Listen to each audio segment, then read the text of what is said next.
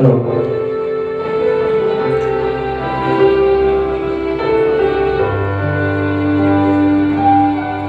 Ang puso ko may lahasan, bago pa sa may loob ginunda.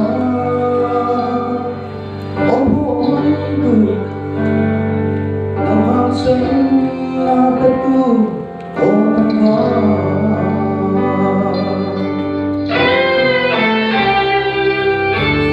Yung gabi nembe, tapi pagod sa tutu ikaw din.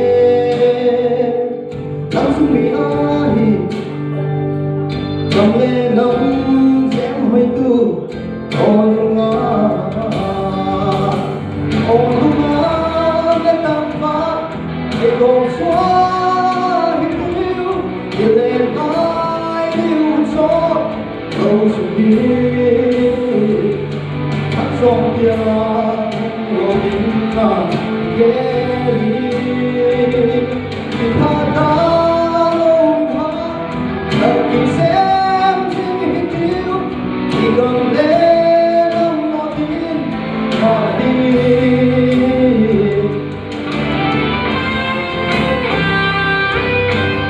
ôm em xa để quan hệ số nó bị biết không lâu đi cho lâu đi họ chấp việc gì nghe trong vang hát ta đi nghe đi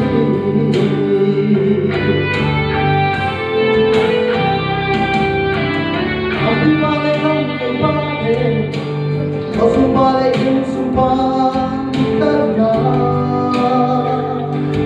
Happy night, không lẽ nắm su em thôi đi.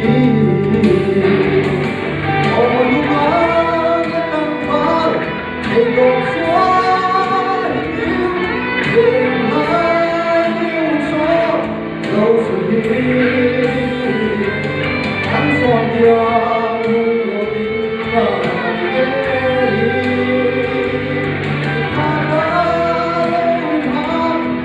Mình xem gì hết yêu thì còn lẽ lòng ngồi yên nào mà đi.